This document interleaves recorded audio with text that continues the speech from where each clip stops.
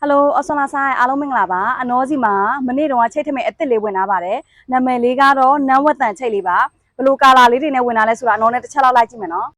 နန်းဝက်တန်ချိတ်ကဒီအစင်လေးပါနော်အရန်မဲရည်ရင်လေးနဲ့လှပါတယ်အသားလေးကလည်းကြစ်ပါတယ်နော်ဒါလေးကအစိမ်းရင်းရောင်လေးပါသူ့အစင်ကဒီလိုလေးပါနော်တဲတို့နော်အရန်မဲလှပါတယ်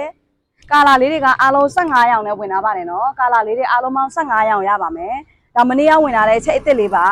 9ခွင်း10ခွင်းကနေစပြီးတော့လက်ကားစီနဲ့အားပေးလို့ရပါတယ်။နောက်ပြီးတော့ဖောက်တဲ့တွေအရန်ကြိုက်တဲ့လင်းလက်ကျဲချိတ်လည်းပြန်ဝင်ထားပါတယ်နော်။ဒါလေးကတော့လင်းလက်ကျဲချိတ်လေးပါ။သူကတော့ဝါကုန်းချီနဲ့ခတ်ထားတာဆိုတော့အသားလေးကအေးပြီးတော့ယာဒီမရွေးဖို့လို့အရန်ပဲလိုက်ပါတယ်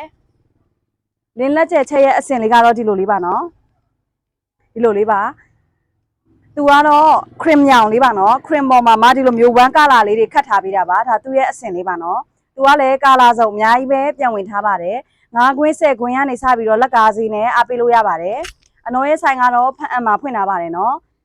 ရာယယ်တွေဘီးတွေနဲ့လည်းမြို့နဲ့အစုံကိုပို့ပေးပါတယ်ကားတွေနဲ့လည်းကားဂိတ်ချပေးပါတယ်နော်အားလုံးကိုကျေးဇူးအများကြီးပဲတင်ပါတယ်တဘလူဖာတို့နော်